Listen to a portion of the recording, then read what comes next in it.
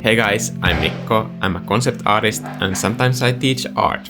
In this video I want to highlight 3 ways how art students sabotage their own progress. This is something that I see all the time and it's kind of frustrating, but at the same time I have been doing this for so many years that now I have a bit more perspective on how to overcome these different challenges. But first I have to say that often on internet it can seem like every problem can easily be fixed in a second, but all 3 of these problems can take a lot of personal growth, pure old-fashioned grit and dedication to get over. So I'm not providing any magic tricks here, this is just pure old-fashioned learning.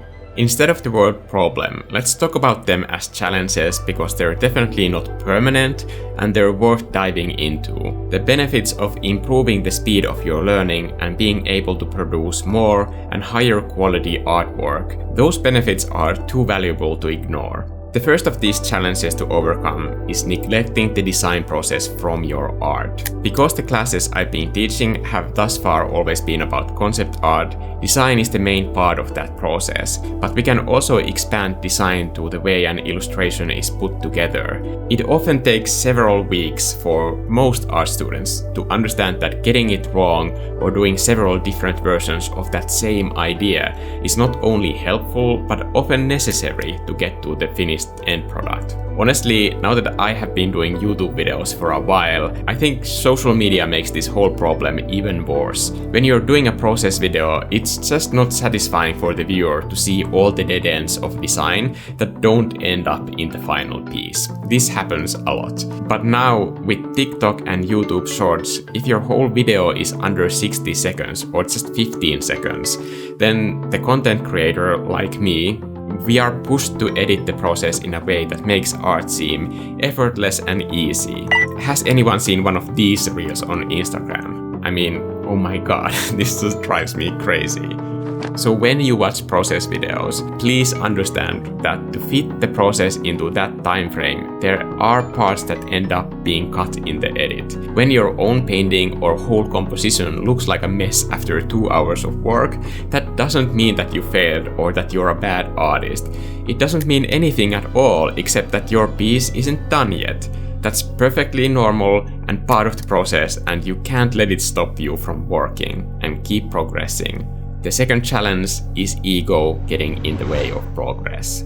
Out of all these 3 different ways that any art student sabotages their own progress, this is the most destructive one because it can completely stop their progress, and in this state, it doesn't even help to be in an art class at all, honestly. Ego can make all art advice, no matter how helpful or how well-meaning it might be, to be completely useless if the person studying art is not ready to hear it. Basically, if you feel like you don't need to grow or develop new skills, then why would you? So how do we stop ego from preventing us to learn art? Simply put, it's all about self-awareness. This is difficult and often really painful to do. I hate to admit it, but during my own school years, I've had probably lots of perfectly good art teachers, but I wasn't ready to grow yet. I wasn't ready to listen. I also think my reasons for making art were pretty narcissistic, to be completely brutally honest here. But as soon as I found reasons to paint that were not selfish, when I finally just wanted to help the paintings to be the best that they can be, it was much easier to take in all the advice and tools that I needed to grow my own technical skills as an artist. Realizing that my art wasn't really about me when it was out of my hands. I mean, when someone else was interacting with it, I had given something for others to experience. This helped me separate my art from myself. I am not my art. This might seem simple, but it was really difficult for me to comprehend. I am not my art, it's just something I do, and as such, it became much easier to approach the whole craft with more humility. When I felt like I wasn't making art for selfish reasons anymore, it was a little bit easier to not let my ego get in the way of progress. I don't know if it's that common to talk about selfish reasons to create art, so let me explain that a little bit. When I was younger, art felt very much like a competition to me. I would either win or lose a painting. Everything would either be a successful painting or a total failure. As horrible as this is to admit now, back then I wanted someone to envy my painting skills. I know this sounds horrible, and looking back at this now, it just feels super embarrassing. I can't believe that I was like that. Luckily, I grew out of that phase, and now I don't see any point in any art competitions. Really, competing with art makes no sense to me now. In the bigger picture, and now that I see art students so often, I think everyone has to go through this same battle with their own ego, so it's nothing to be ashamed of. I've been teaching concept art for years, and it's pretty easy to see when a student is too focused on what other students in the classroom think of their own art. You can often see that they are more likely to copy existing artwork, or that they have a lot of excuses when they have to show their own art. These methods, of course, only hurt themselves, so piling on extra guilt on someone going through this step doesn't help. I just want to say here quickly that art critique sessions aren't personal judgment, but when you're battling with your own ego, it can absolutely feel like that, and I understand that completely. I also hope that you understand what these people are going through when you see someone behaving like that. It's an important part of growing up as an artist, even if it might make that artist make some bad choices with the way that they choose to communicate with others. So how do we fix this? What do you actually do?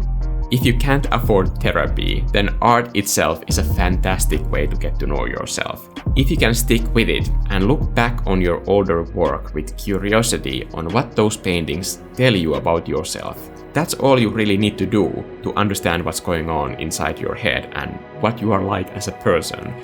Art can also take away the barrier of trusting someone with your personal life.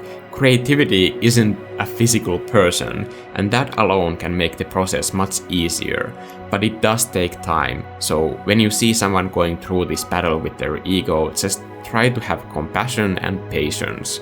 Maybe they're not ready to talk about their art yet at this point, but that might change over time. The last challenge that is common with almost all of us creative people is lack of focus. The way that this can harm learning art is if every piece you start working on has different challenges to go with it. If every painting you do is in different color, if every subject is different, every mood is different, and you keep experimenting with new tools and techniques. Now, there's nothing wrong with experimentation. That can be fun, but it's important to acknowledge that experimentation is not free.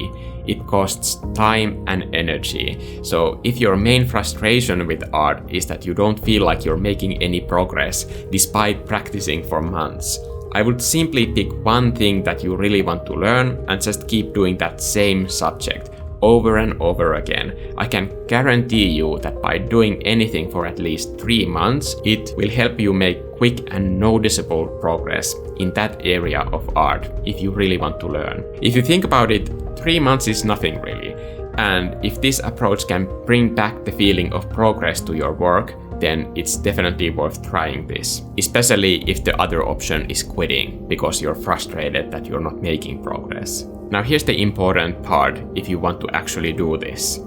You can't build all your art studies on this kind of grind alone. Deciding on a reasonable balance between work and play is important so that the act of painting can remain enjoyable for you to keep at it. What the exact ratio between fun art and practice is for you, that's something you have to find out on your own. But once you start learning new things, this kind of mentality is a process that you can keep for the rest of your entire creative journey. I still do this myself. For example, a few years ago, I was complaining that I have no idea how to use pink or purple in my paintings. But rather than just complaining that I can't use those colors, I made a plan. Since then, the work part of my paintings has been to focus on that one thing to get better at it, to get better at pink and purple. That doesn't mean that I couldn't use other colors when I felt like it, but I always kept coming back to pink and purple and gave my energy and time learning those colors. To see progress in this area, I also didn't clutter my practice sessions with trying to learn all kinds of other things at the same time. That way I could focus on where I was going and making faster progress with those colors.